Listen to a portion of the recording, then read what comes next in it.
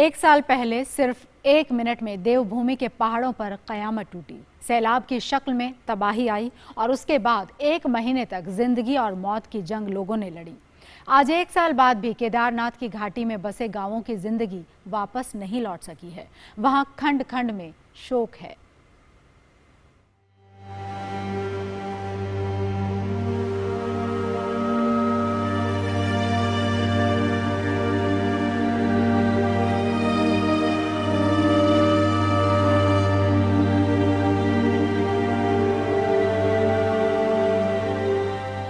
गांवों की जिंदगियां बर्बादी की पगडंडियों पर तबाही के रास्ते आज भी चलने को मजबूर हैं। आज भी उन्हें राहत की दस्तक का इंतजार है। केदार घाटी में आई तबाही ने हर किसी को झकझोर कर रख दिया। तबाही के सैलाब में जीने की एक एक जरूरत बह गई। अब ये सवाल भी बेमानी से नजर आते हैं कि आगे कैसे जिएंगे और क्या करेंगे, क्योंकि कुछ भी तो बाकी नहीं रहा। केदारनाथ पर टूटे कहर ने नामालूम कितने घरों के चिराग बुझा दिए। किसी का पूरा परिवार पानी के साथ फना हो गया तो किसी का इकलौता सहारा भीड़ में छिन गया।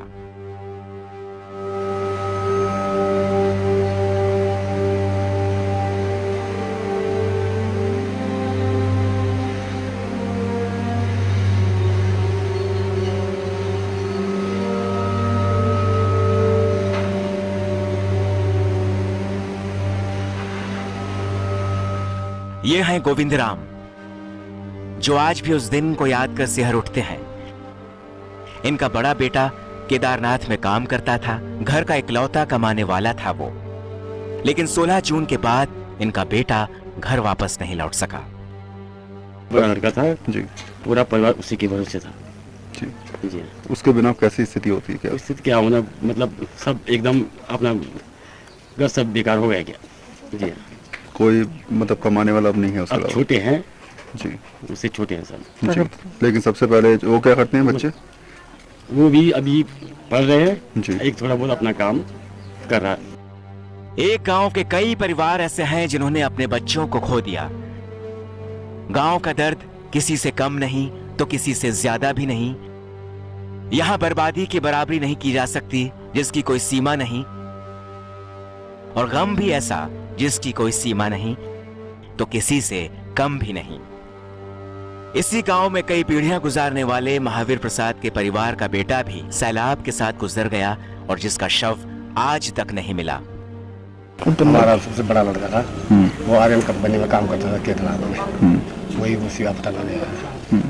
और सरकार की तरफ से हमको सिर्फ 5 लाख रुपए, उसके बाद कोई पूछताछ नहीं हुई जी। कोई सारा बड़ा लड़का था, कमाने वाला वही था। बच्चों की आखिरी तस्वीरें अब सामने हैं। हादसे के पहले की ये तस्वीरें कभी खिंची थीं कि जिंदगी में एक याद रहेगी, और आज ये तस्वीर उस याद में तब्दील हो गई है जिसमें पीड़ा और त्रासदी साथ नजर आ रही हैं।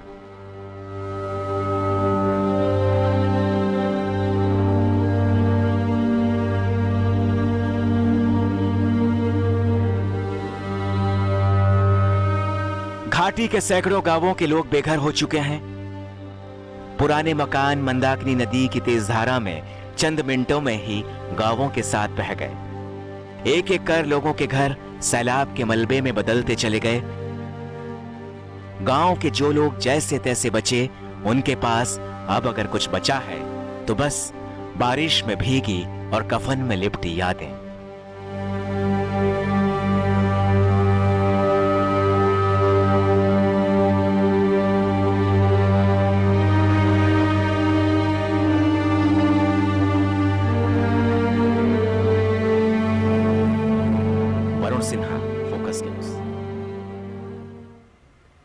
सैकड़ों गांव तबाह हो गए, कई जिंदगियां पानी में समा गई। जो आज बची हैं वो अब दर्द के सैलाब में डूबी हुई हैं, क्योंकि किसी ने बेटा खोया तो किसी ने पति तो किसी ने पूरा का पूरा परिवार ही कुदरत के कहर में खो दिया।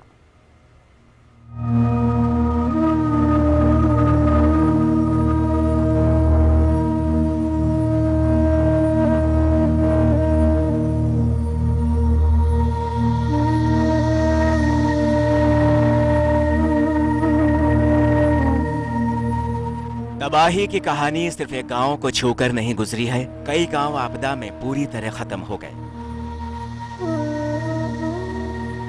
घर की दहलीज पर इस माँ का कलेजा उन बादलों से नहीं फटा, बल्कि उस खबर से यह खत्म हो गई जिसने इसे इसके बेटों की मौत की खबर दी।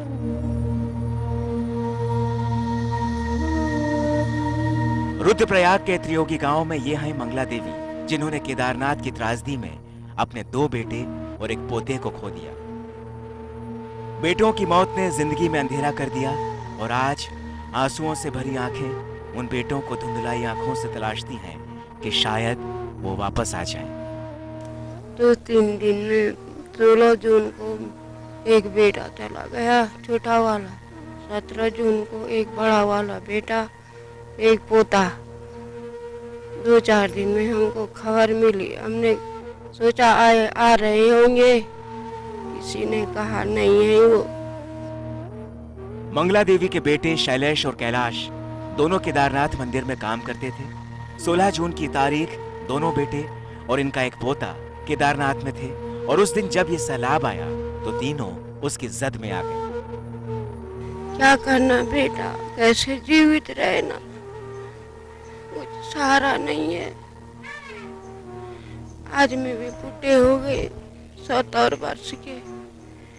क्या करना, रहने का कोई मन नहीं करता। कभी दिल ऐसा होता है कि जिंदगी को गंवा दूं। किसी की कोख उजड़ी तो किसी के माथे का सिंदूर। एक खबर ने जिंदगी के सारे रंग बदरंग कर दिए। अब कैलाश की पत्नी ये समझ नहीं पा रही कि अपने आगे की जिंदगी ये कैसे गुजारे। पास में कोई सहारा नहीं और छोटे बेटे की एक बड़ी जिम्मेदारी दामन के साथ जुड़ी हुई है। होता है तो किसके पास बोलना है, सहारा भी तो नहीं है यहाँ। किसके पास बोलना है कि ऐसे हुआ, अपने ही मन में रखना है ऐसा।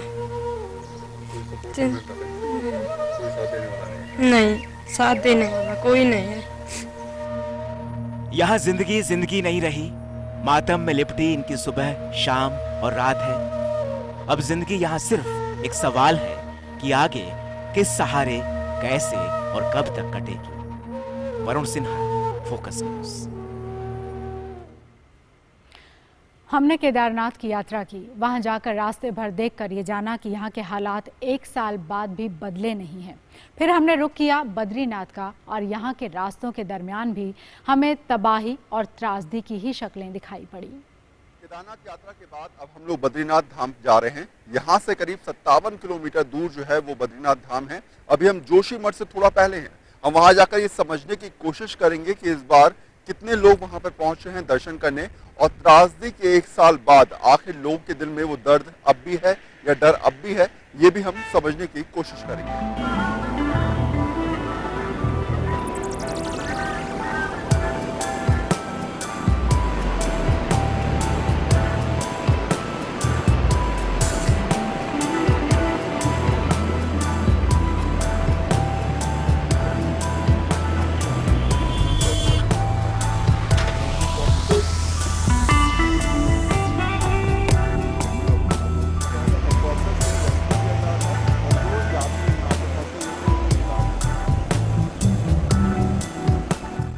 केदारनाथ यात्रा के बाद हम लोग जोशीमठ पहुंच चुके हैं और यहाँ से करीब 40 किलोमीटर लगभग जो है वो बद्रीनाथ धाम है।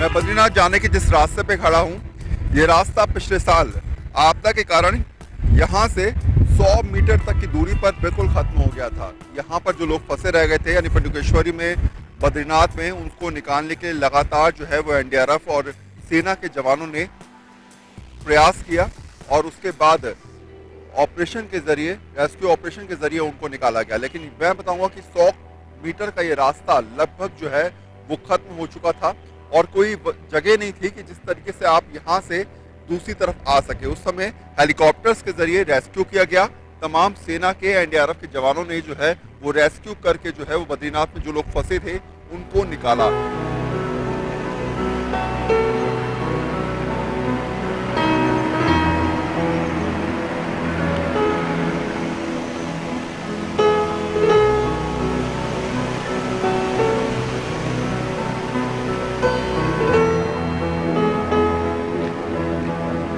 बद्रीनाथ जाते हुए गोविंद घाट पड़ेगा ये रास्ते में, और पिछले साल की आपदा के बाद एक नज़ारा यहाँ पर मैं आपको दिखाऊंगा कि एक साल के बाद क्या हालात हैं। ये पूरा रास्ता आप देख रहे होंगे, यहाँ पर कभी गांव हुआ करते थे, रहने की जगह थी, लोगों की रिहायशी इलाका था, होटल्स थे क्योंकि लोग यहाँ पर आते थे दर्शन करने।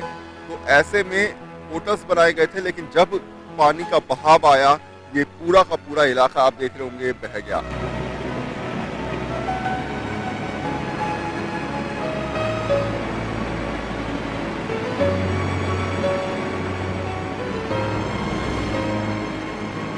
बद्रीनाथ में जा रहा हूं और पिछले साल आपदा में कुछ लोग ऐसे हैं जिन्होंने साफ तौर पे उस दृश्य को देखा था जब ये हादसा हुआ था, जब आपदा आई थी। उनसे समझ लेता हूं कि वो नज़ारा क्या था, क्या चीज़ उन्होंने देखी थी। जब आपको पता चला कि पानी आया और सामने से पानी आ रहा था तो क्या हुआ था उस समय, कुछ बताना चाहेंगे? सर पानी तो इतना ज़्यादा आ रहा था कि नदी का जो दोनों तरफ का भाव था उससे सर यहाँ कटिंग होनी शुरू हो गई, मकानों के नीचे पानी आना शुरू हो गया, इससे यहाँ पे काफ़ी मकानें बह गई। ये लग रहा था कि बस जान कैसे बचाएं। बहुत बुरा दृश्य था। दुबई कम से कम मैंने अपने 10 साल हो गए फिलहाल, इतना ही ऐसे देखा है कि जीवन में कभी नहीं देख पाऊंगा।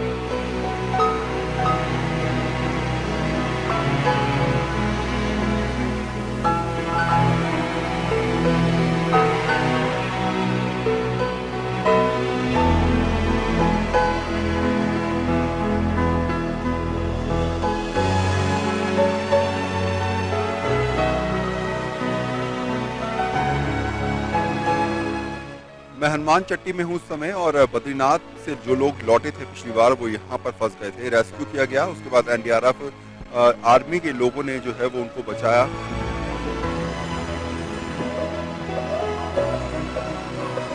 बहुत ही लोग कम आ रहे हैं, सबके मन में डर बैठ गया है कि अब फिर कुछ, पर हमेशा ऐसा नहीं होता, तो सरकार को भी ध्यान देना चाहिए इस विषय में। जी 16 तारीख को जब सबसे पहली बाढ़ आई थी वहाँ से उतने ज़्यादा नहीं थे, तो 16 तारीख रात को हम लोग लामबगड़ घर में थे, तो उसी दिन हम देखने आए यहाँ तक जहाँ से रेस्क्यू, जहाँ हमारे बच्चे फंसे हुए थे वहाँ ऊपर गांव में।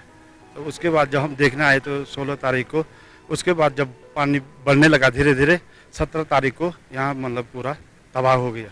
ये लामबगड़ जो अपना जेपी कंपनी का डैम और जो लामबगड़ अपना बाजार है, मार्केट है, घर है, वो तबाह हो गया।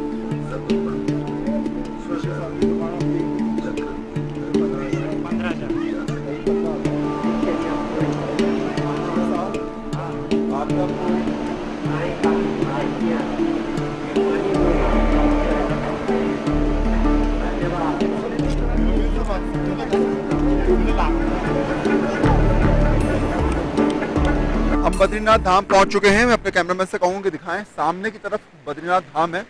ये सारा इलाका आप जो देख रहे हैं, यहाँ पर जो है वो पिछले साल सभी लोग फंस गए थे और रेस्क्यू ऑपरेशन कराया गया था, और जो यात्री थे वो लोग जो है वो यहाँ पर फंसे हुए थे। लगातार खाने के पैकेट्स जो है वो सेना एनडीआरएफ के जवान जो है वो यहाँ पर पहुँचाए थे, क्योंकि रास्ता बीच में बिल्कुल खत्म हो चुका था, और ऐसे में बाकायदा हेलीकॉप्टर से रेस्क्यू किया जा रहा था, और जो यात्री यहाँ पर फंसे हुए थे उनको निकालने की लगातार प्रयास किया जा रहा था। हम मंदिर में जाएंगे और वहाँ पर लोगों से बातचीत करेंगे और समझने की कोशिश करेंगे कि एक साल पहले जो हालात थे अब उसमें कितना बदलाव आया है, क्या सुधार आया है, और अब जो लोग आ रहे हैं वो कितने आ रहे हैं, क्या थोड़ा बहुत कम आ रहे हैं, या फिर कहीं ना कहीं लोगों के दिमाग में अभी भी उस बात को लेकर डर है।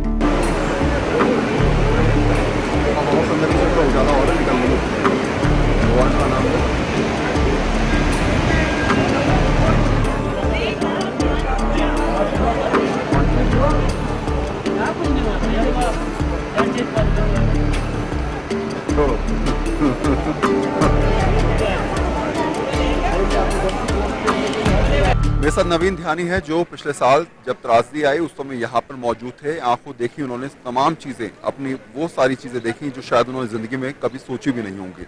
उनसे मैं समझूंगा कि आखिर वो नजारा क्या था, क्या क्या हुआ था यहाँ बद्रीनाथ में, वो हमें समझाएंगे।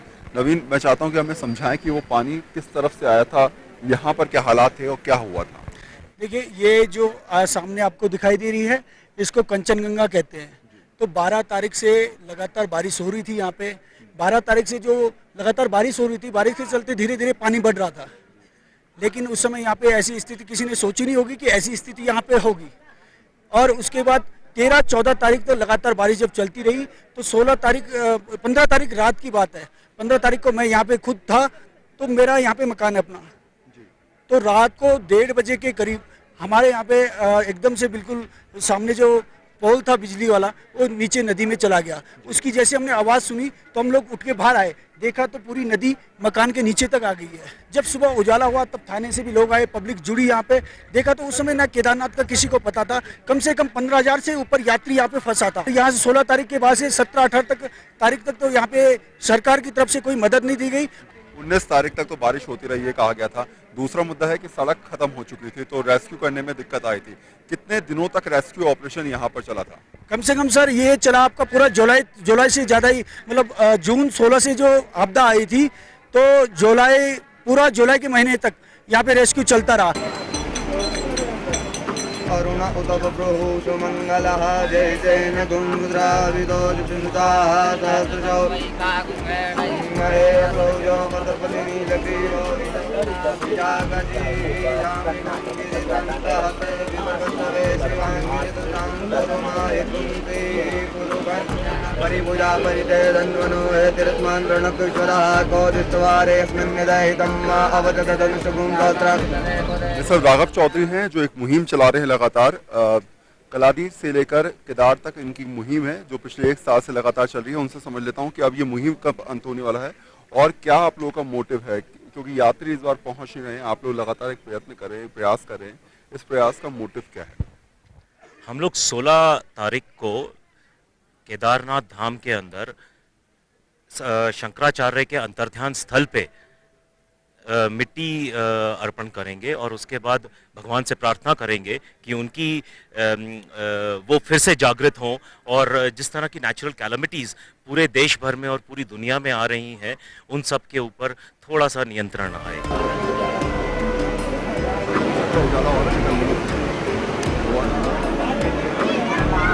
बाबा केदारनाथ और बद्रीनाथ धाम की यात्रा करने के बाद हमें एक बात तो समझ में आई कि सरकार ने बहुत ही जल्दबाजी में रास्तों का निर्माण किया है। हालांकि यहाँ पर 6 महीने बर्फ रहती है, इसलिए रास्तों में निर्माण करने में दिक्कत तो जरूर आई होगी सरकार को, लेकिन ये जरूर है कि सरकार उस तरीके से रास्तों का निर्माण नहीं कर पाई कि लोगों को विश्वास उसके अंदर पैदा हो।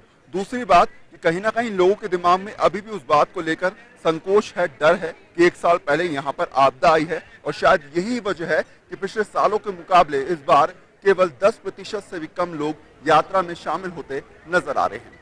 कैमरा पर्सन नरेंद्र के साथ वरुण सिन्हा, फोकस न्यूज, बद्रीनाथ। वक्त एक ब्रेक का है। ब्रेक के बाद जब लौटेंगे तो आपको तस्वीरें और भी दिखाएंगे कि कितना बदला है 1 साल बाद बद्रीनाथ।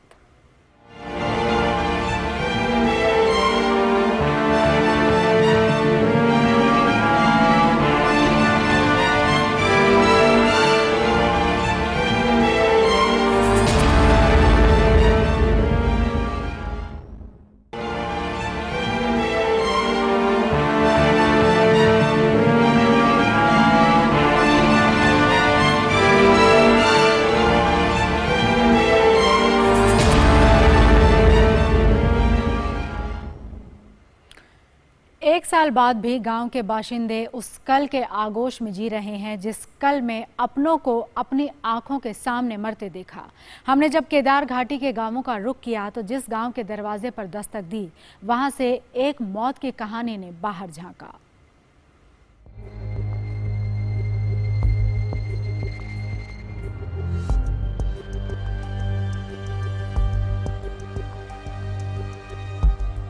तबाह हुए गांवों की हकीकत कुछ ऐसी सामने आ रही है जहां दर्द का गुबार है, अफसोस है और आंसुओं का सैलाब है। केदारनाथ के पास का एक गांव बड़ासू। इस गांव ने अपने 23 बेटों को तबाही के सैलाब में खोया है। ये हैं गोपाल सिंह। आज भी वो लम्हे किसी डरावनी सपने की तरह इनकी रूह पर चस्पा है। 1 साल बाद भी पानी का खौफ ज़हन से मिटा नहीं। अब ये नदी के पास भी नहीं जाते क्योंकि उसी नदी की वजह से ये अपने 2 बेटों को खो चुके हैं। गोपाल सिंह को याद है कि उस दिन इनके दोनों बेटे इनके साथ थे कि अचानक ऊपर से सैलाब आया और ये अपने बच्चों के साथ जंगल की तरफ भागे। ये 2 दिन तक अपने बच्चों के साथ जंगल में रहे और इन्हें खाने को कुछ भी नहीं मिला तो भूखे ही रहने की कोशिश की।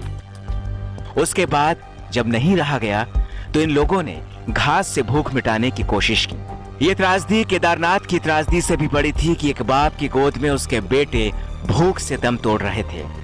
2 दिन तक लगातार भूखे और प्यासे रहने की वजह से जंगली घास खाना मजबूरी बना, लेकिन उससे पेट नहीं भरा और आखिरकार इनके दोनों बेटे इनकी गोद में दम तोड़ चुके थे। गोपाल के पास अब ना कोई सहारा है और ना काम ही बचा है। पहले केदारनाथ में एक दुकान हुआ करती थी, लेकिन वो भी चली गई। 1 साल बाद न रोजगार है और ना कुछ कमाने का दिल है। केदार घाटी के गांवों से बस ऐसी ही कहानियां सामने हैं। Varun Sinha, focus news.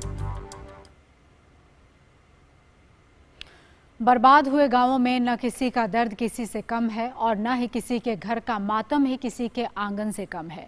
बर्बाद हुए लोगों की फहरिस्त बहुत बड़ी है, लेकिन दास्तान और दर्द एक सा है। 1 साल बाद भी केदारनाथ से सटे गांव सहमे हुए हैं और वहां अब भी मातम का अंधेरा है।